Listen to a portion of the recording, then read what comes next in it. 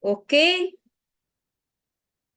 magandang gabi sa ating lahat mga kababayan, mga kapatiran, mga kaibigan, mga kakilala, lahat po ng aking mga tagapagsubaybay sa gabing ito. Maraming salamat at magandang gabi.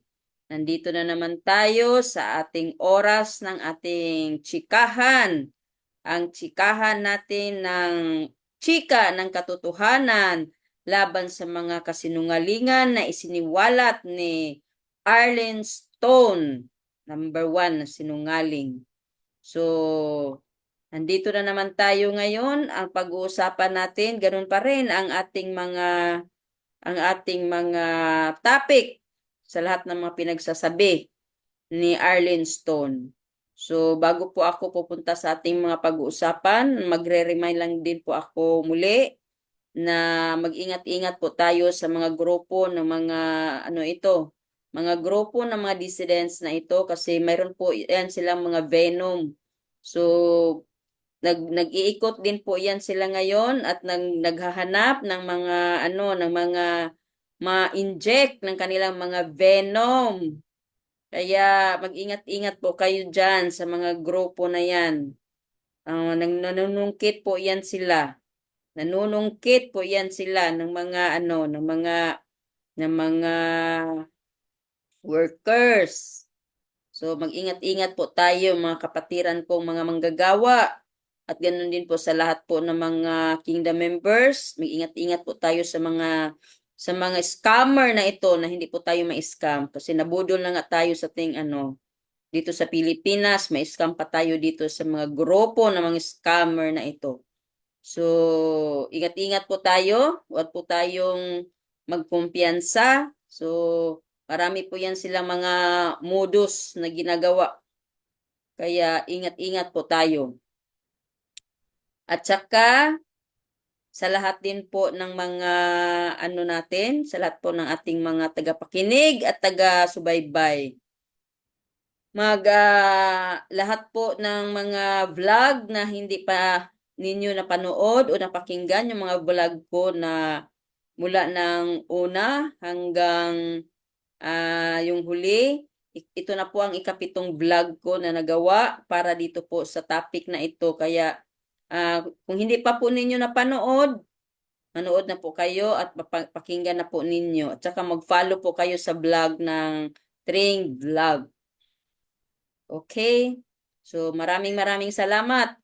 At saka kung bago po ako mag-start na naman sa ating topic ngayon, may babasahin lang po akong mga comments na pinipili ko lang yung mga comments kasi sa dami naman kasi ng mga comments, parang hindi na rin kayang basahin lahat, no? Na maubos na po yung ating oras.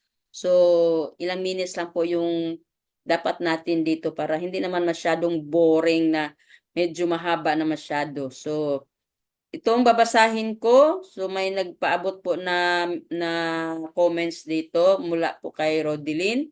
Tama jud Ati Tring, malipayon kaayo ta diri sa sulod sa gingharian sa amahan kauban si pastor. 6 years old pa ko na anami diri sa gingharian through my parents. Og hangtod karon 32 years old na ko himaya sa amahan malipayon kaayo ko diri sa sulod sa gingharian kauban ang akong tibuok pamilya. Okay? Malipayon magyud ta. Sila lang ang nagsabi na hindi tayo malipayon. Baka sila yung hindi malipayon kasi bitterness ang nasa kanilang mga puso. Walang ibang mga ginagawa kundi palaging sumisilip dito sa loob. Kung anong mga nangyayari, sila lang yung silip ng silip. Tayo, wala na tayong pakialam sa kanila anong mga ginagawa nila dyan. Pero sila, wala silang ginagawa kundi silip ng silip. Kaya yan, puro na lang kainggit ang nasa kanilang mga utak kung ano-ano na lang ang mga ginagawa para kung ano ang kanilang mga kung ano ang kanilang mga gagawin para mangdamay. Kasi gusto nila na gusto nilang hindi na daw lalaganap ang bansang kaharian. Gusto nila mag-stop ang bansang kaharian. Sila daw ang magpapa-stop. Ano kayo? Hello? Yung tatay nyo nga nga si Lucifer, hindi nga nakapag-stop kayo pa. Walang makaka-stop sa amin sa paggawa sa gawain ng Ama. Ang lindo lang ang mag-stop at kayo ang mag-stop sa inyong mga paninira, sa inyong mga paninira sa amin dito. Sincero kaming naglilingkod dito, sincero kaming gumagawa sa gawain ng Ama dito. Pero kayo, paninira kayo ng paninira, ginagawa ninyong negosyo ang inyong paninira dito sa kingdom. Kaya kayo, ikaw, Arlene Stone, puro ka paninira dyan sa vlog mo. Kaya sa lahat ng mga kababayan ko at sa lahat po ng mga kingdom citizens, sa lahat ng mga full-time work, wag po kayong manood ng vlog niyan. Kahit na lang sa pag-open ng mga vlog niyan kasi may venom yung vlog na yan. Wag na kayong manood diyan. Kahit pa makikita nyo yan, dadaan yan sa inyong mga wall, wag po ninyo yang buksan, wag po ninyo yang pakinggan. Dito kayo makinig sa mga vlog ko dito dahil may makukuha pa kayong may makukuha pa kayong mga kaunawaan dito sa mga sinasabi ko kaysa doon sa sinasabi niya.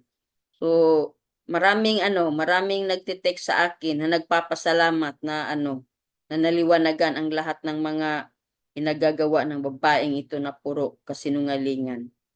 So, may nabasa tayong isa. Okay, ito galing kay Bane. Praise the Father, ate, nabigyan linaw lahat ang mga pinagsasabi ng kapatid mo. Oh, yes. Kaya nagsusumika po tayo na mabigyan nating linaw. Kaya tinatagalog din natin kahit nahihirapan po tayong magtagalog pero tinatagalog natin para lahat makaunawa at maliwanagan sa lahat ng mga pinagsasabi ng babaeng ito. Huwag kayong maniwala dyan. Lahat ng mga isiniwalat niya dyan sa kanyang mga vlog, puro yan mga sinungaling, puro yan mga hindi yan mga totoo. Ginagawa lang niyang topic si pastor kay para magkapera, para lalakas ang kanilang mga vlog dyan.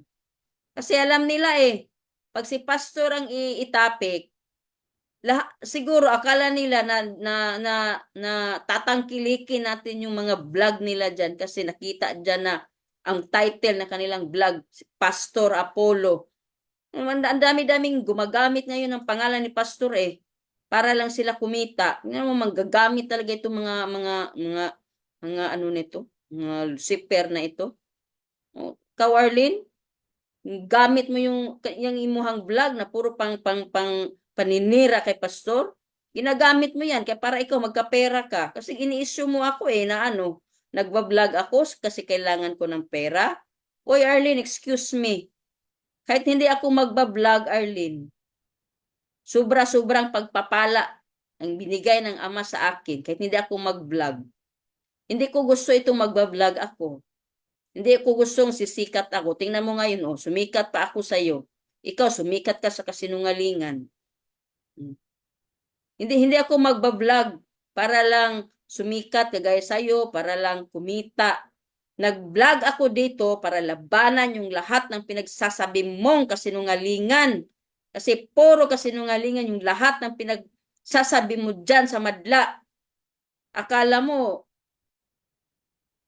mananatili kang sikat dyan sa mga sa pagbablog mo, ginagamit mo yung mga paninira mo dyan kay pastor kasi alam nyo alam mo yung mga jablo dyan, yung mga Lucifer dyan, basta pangalan na ganina, Pastor Apollo Sikibuloy, alam nila yan, sisikat talaga sila. Pero mo, manggagamit talaga kayo.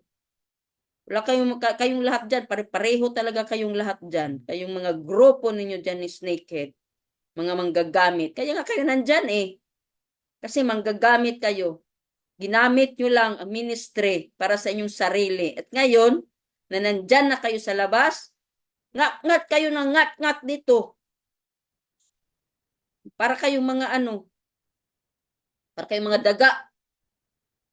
Ngat-ngat na ngat-ngat kayo kung anong ginagawa ninyo dyan. Tapos, nandyan na kayo sa labas ha?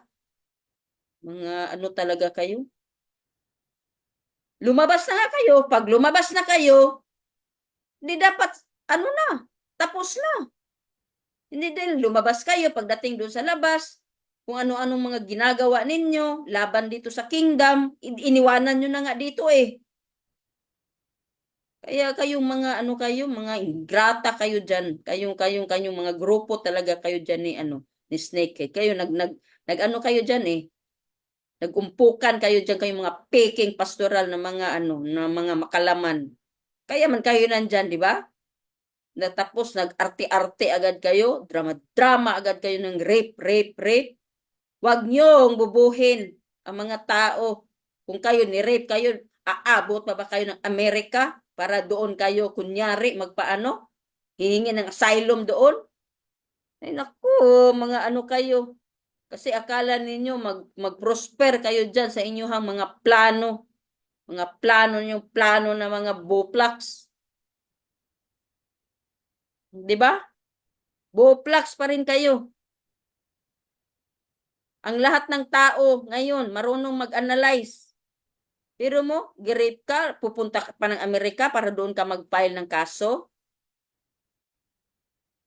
Mga buplax talaga itong mga ano nito.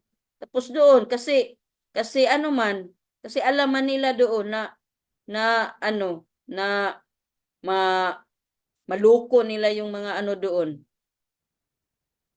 Maloko nila yung mga gusto nilang lukuhin doon. Kaya niloko nyo na nga doon, di ba?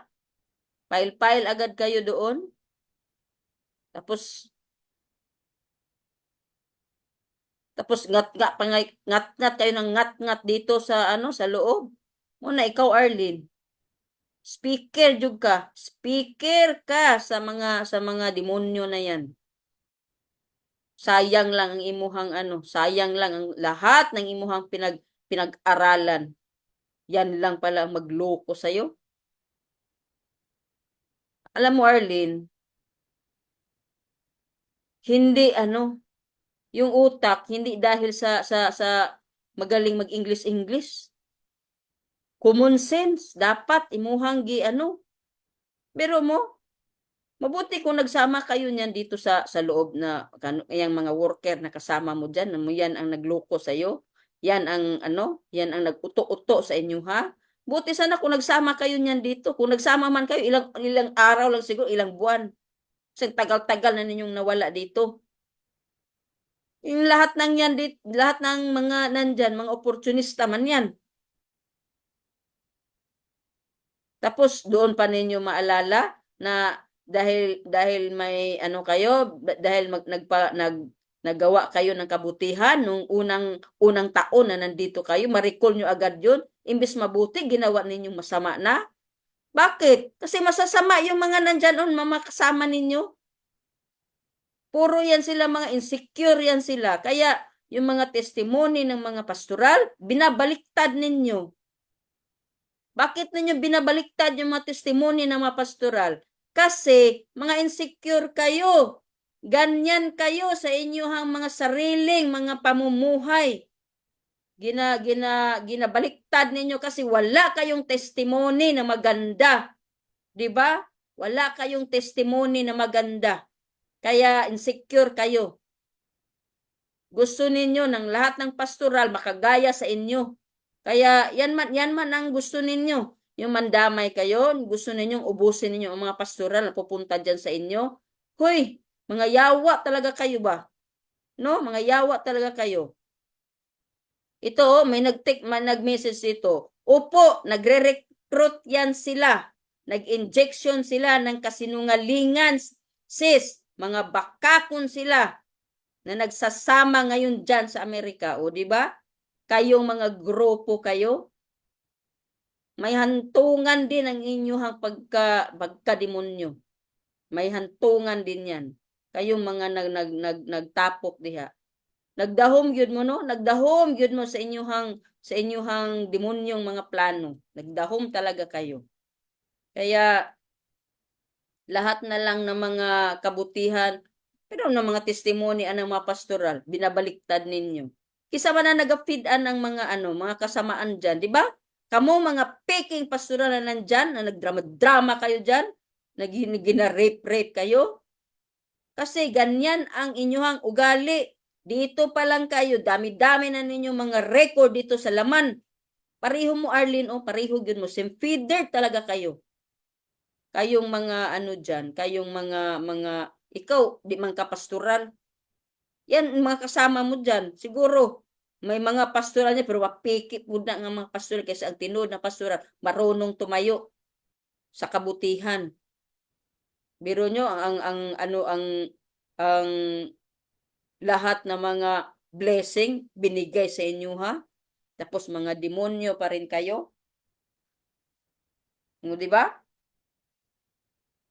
Mga demonyo. Demonyo pa rin ang inyong mga utak. Kaya yan ang inyong ginaano ginatwist ninyo ang mga ginatwist ninyo ang mga testimony. Kasi kayo mismo, wala kayong mga magandang testimony. Ano bang testimony ninyo? Maganda ba ang inyong mga testimony? O di ba? Kaya mga kababayan, mga kapatiran, kilala na natin yung mga dissidents na yan sila, magpapanggap yan. Sila, mga piki man yan ilang mga account. Di mo man yan makita dyan, mga piki yan. Yung mga basher dyan, mayang mga yan, nagpipiki account man yan sila. O tingnan mo, kung yan sila, masaya pa yan sila sa ilang kalagayan dyan sa labas. Hindi yan sila magmamaktol.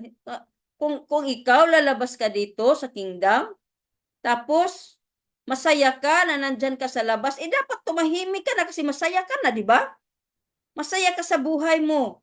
Pero bakit? Ang dami-dami nyo mga ginagawa. Puro kayo panglait, puro kayo paninira, kung ano na lang mga paninira ang nilalagay ninyo dyan, manggagamit kayo. Bakit kayo nang gagamit ng ganyan? Bakit kayo naninira? Hindi kayo masaya. Insecure kayo, di ba? Insecure kayo kasi nakikita ninyo na ang mga pagpapala na ibinuhos ng Ama dito, sobra-sobra na. Tapos kayo, nandyan na kayo sa labas. Kaya wala kayong ibang ginagawa, kundi ngat-ngat kayo ng ngat-ngat dyan. Kung anong dapat ninyong ibato dito sa amin ng mga paninira. No, di ba? Kaya kayong lahat ng mga taga-subaybay ko, huwag kayong magkumpiyansa sa mga grupo na yan ngayon. Kasi hindi yan sila mapakali hanggat hindi sila makasungkit. Kaya huwag kayong magpasungkit. Sinungkit na ako niyan nila. Hindi ako nagpapasungkit sa mga yan kasi mga yawa yan. Kaya huwag kayong magpasungkit sa mga yan. Pag meron kayong ma-discern dyan na iba na, rebuke ka ninyo na sila. Kasi yung naramdaman ko na iba na yung spirito na dumaan dito sa cellphone ko, ni-review ko agad yung yawa na yan, Arlene Stone na yan. Kaya wag kayong magkumpiyansa ng mga espiritu na yan. So, ito yung natin, no? Kaya ingat-ingat lang po tayo ngayon, mga kapatiran, sa lahat, sa lahat ng mga sa lahat ng mga testimony ng mga pastoral. O, ang ganda-ganda ng mga testimony ng mga pastoral, pero tingnan nyo, di ba? Binabaliktad ninyo, nasasaktan kayo kasi meron silang mga sariling personal testimony. Kayo, anong testimony ninyo, di ba? Wala. Kasi wala kayong ibang ginagawa, kundi puro mga gawain ni Lucifer ang inyong mga ginagawa. O di ba mga kababayan ko, mga tagapagsubaybay. Ito, wag tayong magkumpiyansa sa mga taong ito. Wag tayong magkumpiyansa sa lahat po ng mga workers. Wag tayong magkumpiyansa. Kasi ano yan sila para yan silang yung hindi mo mamalayan, yun pala, ano na yan sila? Ano, nakapasok na pala yan sa'yo? Una, mag-text-text pa yan. Yan yung mga style ninyong mga yawa kayo ba? Yan ang ginagawa ninyo sa dito sa loob. Hindi niyo na ako hindi niyo na ako ma, maliba. Kasi isa ako na inyong ginaganyan. So, dapat sana di na kayo di na gani kayo di mamuhay na lang kayo diyan. ng tahimik, mamuhay kayong inyo. Bakit ginugulo nyo pa kami dito? Wala naman kaming hindi naman namin kayo inaalala pag alis ninyo, umalis. Pero para kayong discontent talaga kayo. Gusto nyo talagang magmamay-ari sa buong Kingdom Nation. Mga yawa na ito. Kaya ikaw, Arlene Stone, ako, sana makarealize ka na ikaw gigamit ka lang anang mga demonyo dyan ng mga grupo ni Snakehead. Sana hindi ka na lang bumalik. Kung hindi ka na sana bumalik, nako, ang ganda siguro na buhay mo ngayon. Ngayon, ewan ko lang, baka nagkakontrata ka na dyan. Nakakontrata ka sa mission mo, pero malas ka kasi wala. Yang inyong mga plano, nako, pick up na lang ninyo. Wala kayong mapala dyan sa inyong mga plano. Kaya yan lang mga kababayan ko, mga kapatiran ko, mga tagapagsubaybay. So malapit na po ang New Year. Kaya salamat din po sa Ama. Bago po mag-New Year, gusto ko magpasalamat. Unang-una sa ating dakilang Ama, sa ating Amang si Jesus Christ, sa pamamagitan ng kanyang hinirang na anak, ating mahal na Pastor, Pastor Apollo Sikibuloy. Salamat po, Pastor, sa mga pagpapalang ibinigay po ninyo sa amin. Yung pag-ibig na binigay mo po sa akin, Pastor, mula po nang ako'y nagiging full-time worker. Wala po akong regret na nandito po ako sa bansang kaharian. Lahat po ng mga blessings na ibinigay mo po sa akin, lahat po ng mga correction, Pastor. Maraming salamat po, Pastor. At patuloy po na magiging defender of the throne until eternity. Salamat po, Pastor. Happy New Year. Happy New Year po. Kaya sa mga tagapagsubaybay ko, Happy New Year po sa ating lahat mga kababayan.